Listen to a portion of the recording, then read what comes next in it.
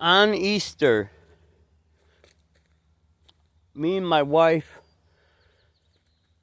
sat down. We went to the ball game and watched our friends play some softball for the Easter games. And we came home, hung out with the family who we live with here, then did a little Easter hunt for the 3 kids who live here. And us adults put the eggs out, and well, what do you know, we lost like 8 eggs. We put out like 210 eggs. And after that, yes, we were waiting for the bat to come. And then I waited a few days and I posted a video, and the bat showed up, and I haven't made a video in a couple of days. And this is the reason why. I was thinking about buying a sleeper boat where we can go on the lake and stay overnight, me and the wife and her 2 sisters, and have somebody watch her younger sister's child, or her boyfriend can watch the baby, whatever it comes out with, right? Because I want to know how many seats, and say some odd reason we do have boat trouble. I sure wouldn't want to have a child out there, especially a baby, being only 2 years old, not being potty trained yet, and have to deal with diapers. Because what about my wife's younger sister doesn't bring enough diapers and wipes, and yeah, so you think you're only going out there for 2 days, and the boat breaks down. Now you may think, oh, the lake ain't that big, somebody's gonna come out there and most likely save you. You'd be able to call somebody. Yeah, you may have a point there, but not all lakes are small. I don't know where you're from, but my lakes are miles and miles and miles and miles big. I don't know if you all know, but I live in Washington State. It doesn't mean I'm from Washington State. And don't take that the wrong way how I just said it. I don't mean to be cocky about it or rude about it. It's just, I know where the fishing is. And if I'm going to go out and enjoy life, I'm going to go where I know the fishing. I know what I know what I'm fishing for. And I know who to ask what to fish. What kind of lures or baits to use, what kind of test lines I need, what kind of weight, etc. I would need. Now, I'm not a fishing person, but I am a family person. I don't care if I go out there and just throw a line in that, or throw 3 or 4 lines, because everybody's gonna have the license. There's no way I'm gonna go fishing without everybody having their license out there. Because I want as many people out there as that many poles. I don't care if I'm reeling in every pole. At least if the DNR comes through, like, hey, who owns the boat? Me and my wife will raise our hands, and the 2 sisters will just be passengers. Who all has their license? Everybody can raise their hands. Say, we all do. Who's fishing? And I'm just gonna say, well, officer, I'm helping these girls, but they're fishing. They all got their license. They're all right here in my glove box. All I have to do is open it. I have nothing on this. Only thing I have would consider it being a weapon would be my flare gun and my fire extinguisher.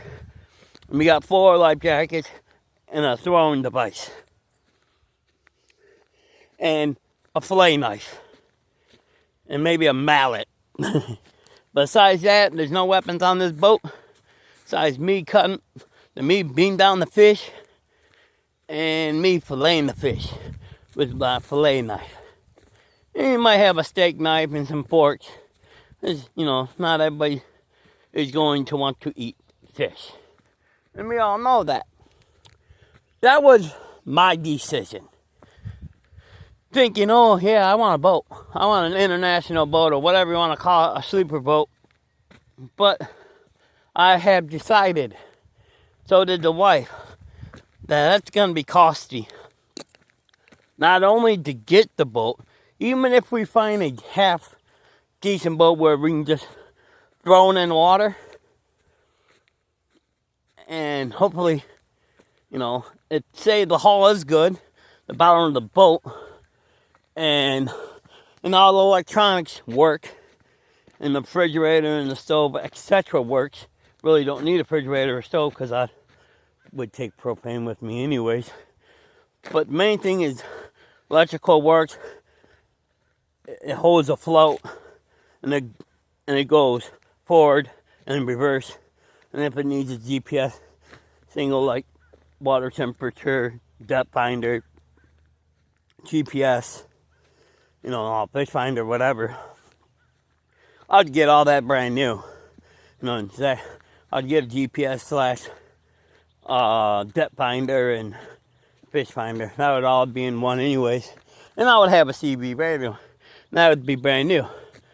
The first thing I would do if I owned that boat, if that ever did happen, is getting that motor checked, getting that prop checked, etc. I'm not a boat guy, but I know basic common sense. You might want to get that prop checked. You're going to want to get new oil for it, new antifreeze for it. Especially you want to check the electrical. You want to replace all them flaws. Replace whatever fuses, replace whatever light bulb. Make sure the hull is perfect. New life jackets, new fire extinguishers, new whistle, new flares, new throwing device, new life jackets. Even if it comes with it, you can't trust it because you have to have the life jacket for that certain person. So I would go get life jackets ready for 300-pound people. We're not small people. We're full-grown adults. The youngest is like 27 years old. The oldest is me, being 45. And I'm not the smartest person in the world, so for a fact, I'm going to have a couple throwing devices out there. And I'm going to have my life jacket. And every life jacket is going to have a whistle. And everybody's going to have a flare gun. And everybody's going to have a fire extinguisher. So, 4 people, 4 whistles, 4 throwing devices, 4 fire extinguishers, and 4 flare guns. And everybody's gonna have a fillet knife, etc. That was my dream. On top of getting a fish boat, blah blah blah, or a pull trailer, blah blah blah. But the pull trailer, well, I believe that we're gonna get help doing that, so I'm not too worried about that. There's our landlord's still looking for us because, yeah, in the story there, right? Anyways, I have came, or I have come, whatever how you want to say it, to a conclusion. But there is a stop sign. There's always a stop sign on something. I'm not worried about if this item is going to sell or these items are going to sell. There's always a stop sign. When you have a vehicle what's illegal to be on the road, you gotta have a few things, right? You have to have ownership of that vehicle. Not only you have to have ownership of that vehicle, you gotta have the registration to that vehicle you got to have a license plate to that vehicle and a registration tag, being the sticker of the year or the month or the year and the month of the year you're at. So if they served you plates in March, well, then you have the plates, then you have to have the upcoming year to the following year. So not only you got to have a new sticker of the month, you got to have the new year. So some plates, the lettering is built into the plate, but not always. Because what about you do miss that month because it was your unit? I'm just gonna say unit because it could be a camper, it can be a boat, it could be anything with a trailer. If you're pulling a trailer, or you're pulling, or it's drivable, you're gonna have ownership of that trailer. Well, we kind of sort of have all that. Kinda. We had the registration, we got legal tags, we got legal plates. We got legal registration, we got legal insurance. But I cannot find my legal ownership. That means a title. I can't find that right now. Once I find that, I'm going to make a phone call as soon as this video is over with. I'm going to call and see what it costs to replace that title. I've never done this before, so I'm just going to call and ask. I may be able to find it. I don't know. Did I accidentally leave it at the old place 2 years ago? Because I swear, in a good way, I swear that I took that envelope, I don't even think it's open, and put it in my old bootlegged. Why am I saying it bootlegged? Because that thing was just thrown together. And put it in there with my document of my income. I don't know if it fell out. I don't know if it fell on storage because it was me, my wife, and our friend who plays softball with us. 90% of the time when I play, he's the coach. So that's why I call my friend the coach. That's why I went to the collision shop with on Monday when we did the collision stuff. And that's another thing, we brought up some stuff. Because I seen some stuff at the collision shop. If it has wheels, it didn't matter if it was a motorcycle, scooter, four-wheeler, dirt bike, camper. If you wrecked it, it's going to that collision shop, and after that, they auction them off. You can buy them right there. They have auctions at this collision shop daily. You don't even know that they're having auctions. They have, you get these barcode numbers, and you just bet on them. And some auctions for one unit, they call them. They give the customer so many hours, and they give them a date and so many hours to get what they think they need to get off. And after that, if as is, they write them a check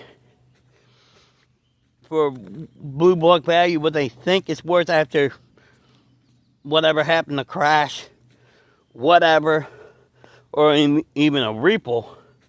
They take them. Then, if you still own it, and you physically own it, and not the bank, or a loan office, same thing, bank. They are like banks. You are borrowing money from somebody, right? Anyways, then they will auction it off. But they will give you a date and time to come in, and you got that many hours. You know, if you have a replacement vehicle, and take good parts off, like rims. Yes, you have to put new rims and tires on the vehicle. You can take rims. You can take mirrors off. You can take view mirrors off. But the rims, they recommend you put another rims on so they can roll it away. 90% of the time, I think they just pick them up with a big forklift, and they got these big old arms or whatever. I don't know, forks. I'm not a hollow guy, so maybe forks, I think they're called. Excuse me. And they do that. So that day, we replaced his rims from one tire to another tire because they were brand new tires. So we replaced them and do his old tires on. And he took his mirrors off because, well, his mirrors were a little bit better. And we took his old mirrors off and we just threw the mirrors right inside the car. Then we took the front headlights out and the rear headlights out. And we're going to be installing that, I guess, whenever. I don't know if he's keeping them for him or giving them away to somebody. But we took the tail lights out and the headlights out. Took the rear view mirror off. And some other little knick-knack paddywhacks, you know what I mean? But, so I lost the registry. I lost the ownership to the bike. So we're gonna be calling them. I'm going to sell the scooter. I don't know how long it's going to take for me to come up with the money to get the new title. And who knows how long it's going to take for it to come in the mail. And who knows how long it's going to take to sell it. But I'm going to sell the scooter.